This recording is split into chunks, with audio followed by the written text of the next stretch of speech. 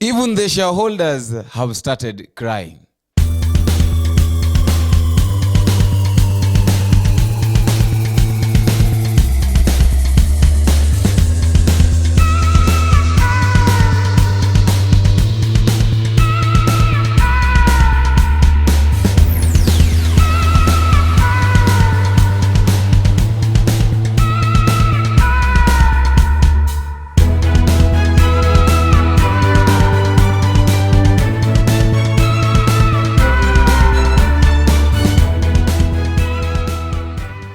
Welcome back to Havana Media. My name is Boniface Owino, and as usual, I'm going to be your host for today. Now, I want us to talk about this issue of Rigathi Gachagua saying that the time has come now for everybody to know that one man, one vote, one shillings.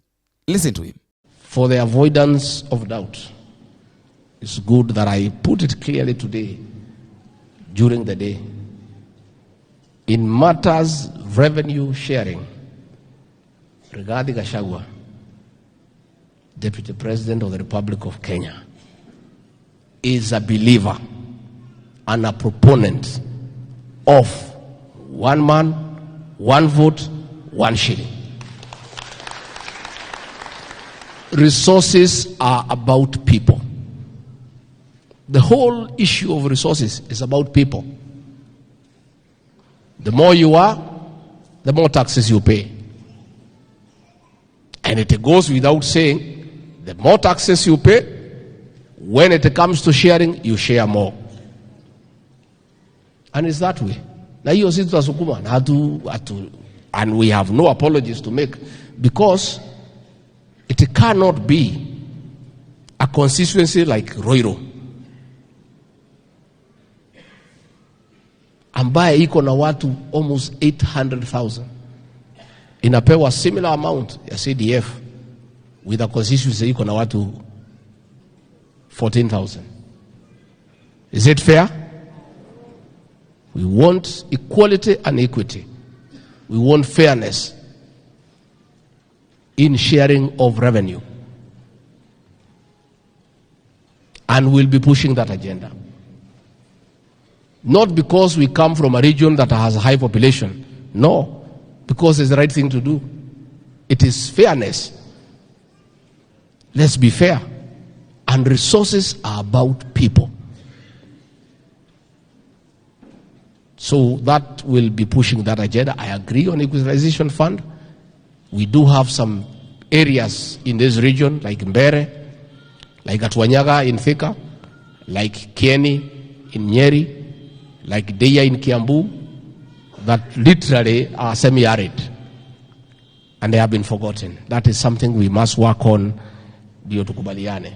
Now, listening to those words of Rigathi Gachagua, that opening word, it sends a lot of signal and shows a lot of things that if you like, or maybe if you are someone who understands things very easily, it can show you that there is something going on in the Kenya Kwanza government that not everybody sees.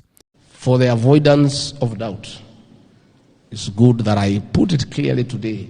Okay, I remember very well, there's a time that I said here that not until Rigathi Gachagua realizes what is going on in Kenya Kwanza government with William Samoei Ruto, with other leaders, people like Wetangula and Mudavadi, people of Central, that is the mountain region, will fail to get to have a very strong kingpin. But right now, the way that Rigathi Gachagua is talking, it's like there is something that he has realized, that if I don't stand for my people, and say what is needed, then these people are going to suffer. I remember then when Martha Karua, together with when Martha Karua said that they are going to have the Limuru 3, which we are going to talk about in the next video. He said that Martha said that they are going to have a Limuru 3 that is coming this month on 17th. So this Limuru 3 that together with Kioni, this Limuru 3 that Martha Karua and Kioni organized, I think is what is now triggering the minds of Rigathi Gachagua, and he's realizing that if I don't involve myself with these people, because the plan of Limuru 3, they say that the plan of Limuru 3 is to organize on the next move of the mountain. And I want to read for you. There's a clip that there's something that a friend of mine have sent to me here. I think it was in one of the newspapers today.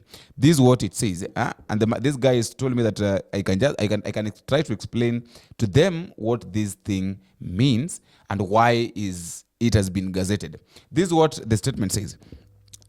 After you won elections under Kenya Kwanza, we are still waiting for both Musalia and Wetangula to come and say thank you. However, we will walk with you and think about yourself and others, Kalwale said. In Mount Kenya, which voted for Ruto heavily, Gachagua's close allies are backing Jubilee and PNU, signaling strategic preparations for future electoral battles as they gear up for Limuru 3 conference to chart the way forward for the region. Other parties, including NARC Kenya, will meet on March 17th in Limuru to iron out Mount Kenya's issues. Speaking in March this year, NARC Kenya leaders Martha Karua said that the Limuru meeting will provide a platform to discuss various socio-political issues affecting the community, emphasizing the constitutional right of people with common interest to revenue. I think these words were from Boni Halwale, that is one of the senators of Western. He was trying to say that in as much as you were elected in your offices with the Kenya Kwanza government, we are waiting for you to come back to us and tell us what is your plan. Because as it stands right now, the people of the mountain are organizing their own meeting, they are organizing their own conferences. In short, they are planning on how they are going to make things work for them very easily, both politically and socially. So it's like the people of the mountain have realized that they don't have any strong party. So they're coming back together. They're coming back now and to square things out and see how things are going to move with them. But now these words of Rigathi Gachagua, now these are the things that now are shocking. That he is a man who believes in one man, one vote, one shilling. My question is population a determinant on how much a region is supposed to benefit or is supposed to be funded by the state? And if yes, what of those regions that have got natural resources, places like Turkana, which gives oil, are they supposed now to back off and hold their revenue for themselves? Because they're giving natural resources, so they're supposed to hold their revenue by themselves. Is it right?